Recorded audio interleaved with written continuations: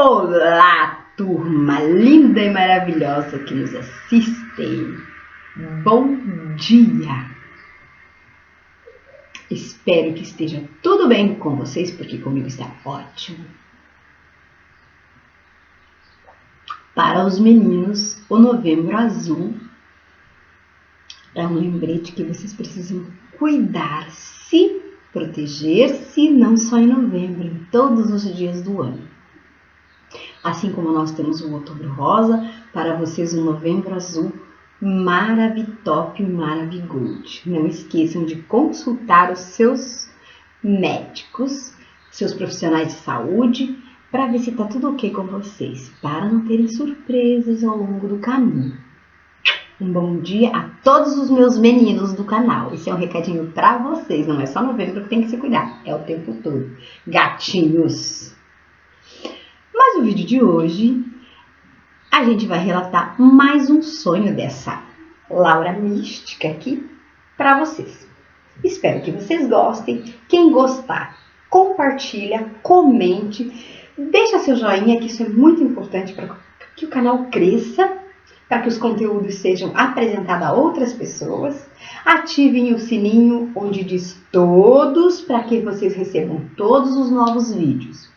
Gente, eu tô adorando essa nova fase, essa vibe do canal, esse alto astral, essa energia boa que tá vindo de vocês para mim. E espero que também vocês usufruam de algumas coisas que eu comento aqui, porque é o que acontece comigo. Eu sou assim, eu trago essa veia mística já dos meus antepassados. Os meus irmãos também têm, os meus filhos também têm. Muitas pessoas da nossa família têm.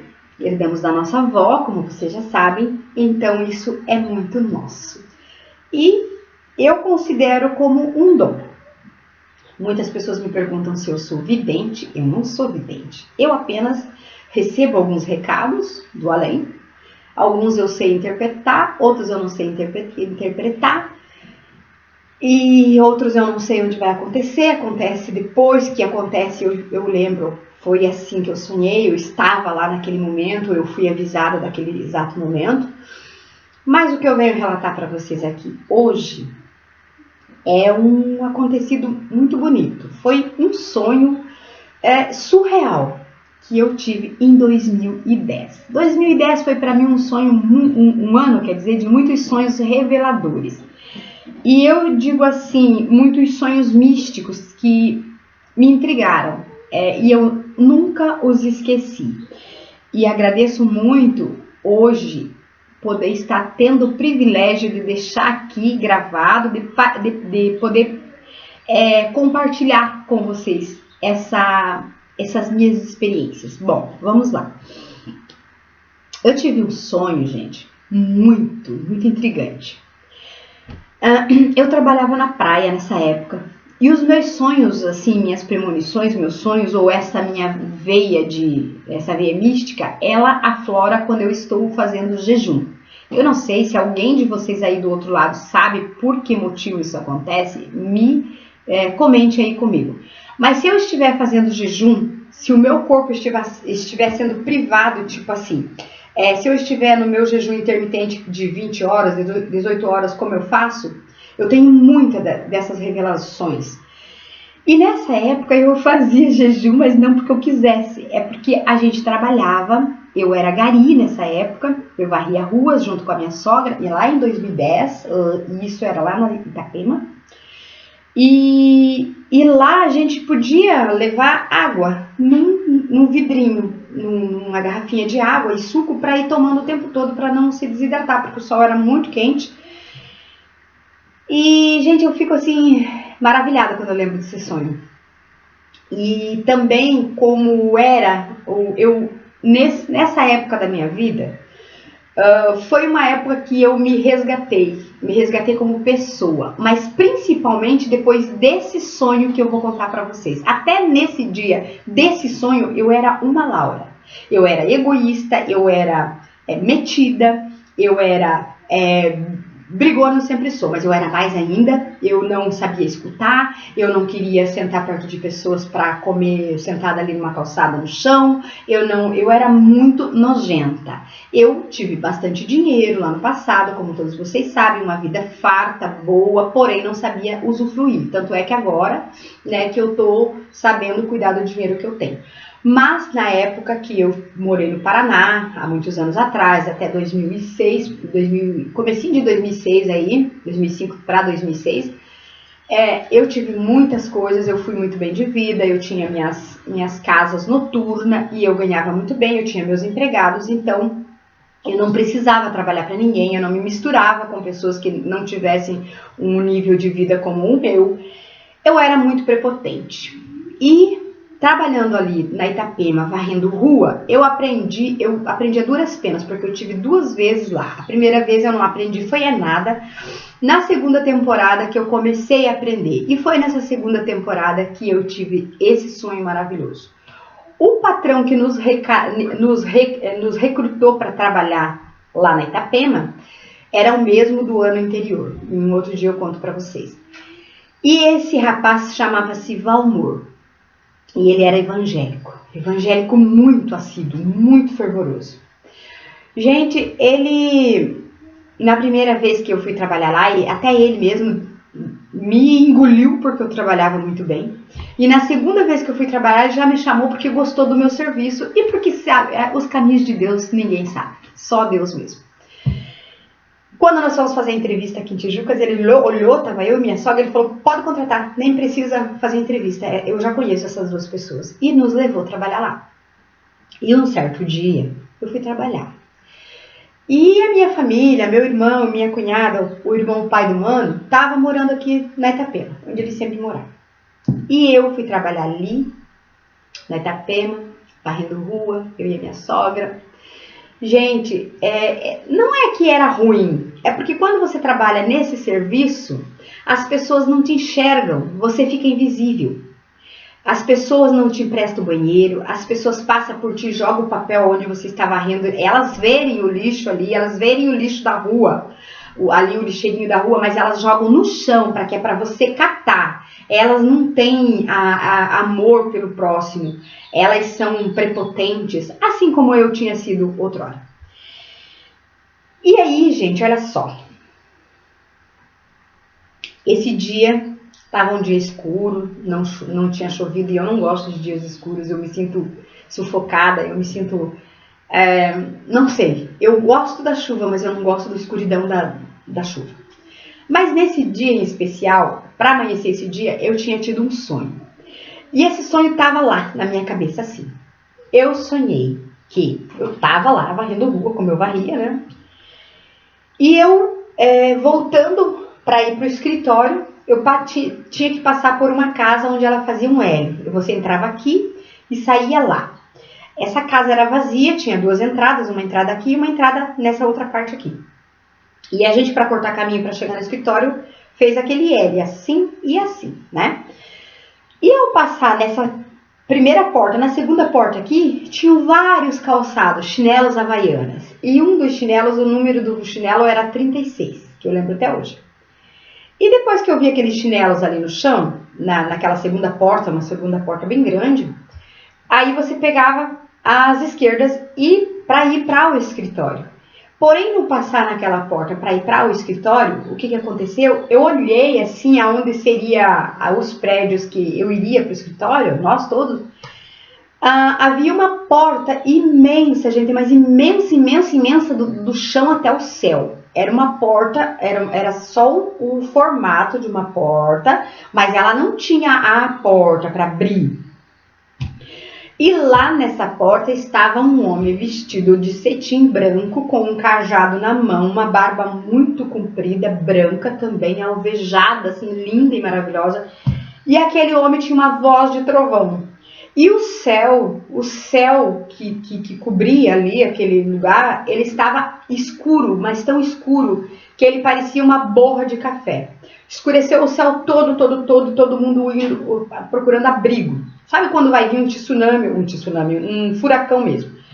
E nesse momento eu cheguei bem perto dessa porta e eu queria entrar para me proteger daquela tempestade que estava vindo, gente. E essa voz desse homem fez assim com a mão e falou assim para mim: você não pode entrar aqui ainda. E eu disse: mas eu quero me esconder. Eu quero entrar aí para me esconder do temporal. E ele disse: eu vou permitir que você entre no primeiro saguão para se esconder do temporal. E eu entrei. E quando eu entrei no primeiro... E a voz desse homem era uma voz de trovão. A voz desse ser maravilhoso que estava lá. E aí essa voz...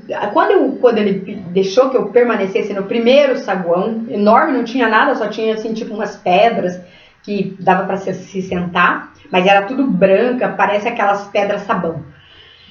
E aí... Gente, é muito maravilhoso. Deixa eu transmitir aqui para vocês. Aí ele falou, eu olhei assim e vi as panelinhas da minha mãe penduradas em uma outra porta assim. Aí eu pedi pra ele, olha, as panelas da minha mãe tá ali, posso entrar ver se ela tá lá? Ele disse, não pode entrar pra ver se ela tá lá. Mas essas coisas são dela? Eu disse, são as panelinhas da minha mãe. Ele disse, então provavelmente ela está por aqui, mas você não pode entrar ali. Aí eu disse, olha, eu tô procurando meu irmão, será que ele não tá por aqui? Eu queria ver se a minha família não estava aqui. Ele disse, olha, para você saber se o teu irmão está aqui, que é o pai do Mano, entre naquela sala e olhe naquele livro que tem todos os nomes escritos com letra de ouro. Se o nome dele estiver escrito lá, ele está aqui. E eu entrei e eu virava as folhas daquele livro, assim, mas o livro era do chão até o céu. E era tudo escrito com letras de ouro, só que o nome do meu irmão não estava lá. Aí eu voltei e falei para aquele ser maravilhoso, falei, não, o nome dele não tá lá. Ele disse, então ele não tá aqui dentro. Aí eu disse, mas então eles estão lá fora e o temporal tá chegando, como que eu vou fazer? Ele disse, vá e busque o teu irmão, traga ele para cá. Eu disse, mas eu não vou sair, porque lá, quando eu olhei pro céu, o céu se abriu. Gente, foi maravilhoso. O céu se abriu, fez um clarão, assim... E lá nesse clarão tinha uma foice de cortar trigo, um cálice e um cacho de uva nos pés do cálice. O cálice estava aqui, a foice de cortar trigo aqui e o cacho de uva estava aqui assim. Lá no céu, mas foi assim, como se um relâmpago abriu e me mostrou aquilo e fechou. E eu disse assim, eu não vou sair porque esse temporal vai me carregar. Aquele ser maravilhoso, com aquela voz de trovão, pegou uma bola de fogo e colocou na minha mão assim, nessa mão aqui. E fez assim e falou assim pra mim, o fogo do Espírito Santo vai te guiar e você não vai se perder nessa tempestade. E nesse momento aquele fogo correu por todas as minhas veias, por todo o meu corpo. Aquilo me queimou por dentro, eu senti o calor daquilo me queimando, daquele fogo me queimando. E eu saí na tempestade procurar o meu irmão. E eu saí e eu passava pelos calçadão, eu passava pelas pessoas, assim, até que eu encontrei ele no meio de um temporal e eu alcancei a minha mão para ele, ele pegou na minha mão e quando eu puxei ele para perto de mim, eu acordei. E nesse mesmo ano, como todos vocês sabem, aconteceu do meu irmão cometer um delito e ter que pagar pelo delito dele, e eu estive do lado dele o tempo todo. Segurei a mão dele, né, pelos caminhos tortos, mas eu segurei a mão dele, segurei as pontas aqui fora. E esse sonho eu nunca esqueci, gente, e ele é maravilhoso, e quando eu lembro dele eu fico transbordando, sabe? Eu fico assim que parece que meu coração tá desse tamanho, eu acho que vocês podem até sentir. E foi um sonho maravilhoso. E desse dia, dessa noite em diante, eu nunca mais fui a mesma Laura. Não. Eu perdi a minha prepotência, eu perdi a minha arrogância, eu aprendi a amar, eu aprendi a dar valor às pequenas coisas, a sentar no chão, a ouvir as pessoas. Eu me transformei de uma forma, até ali eu não usava roupa que os outros tivessem usado, eu não usava o calçado que os outros tivessem vestido, eu comprava sapatos de R$200, calça de R$300, sendo que marca e preço não querem dizer nada pra gente. O importante é você estar bem aqui e aqui.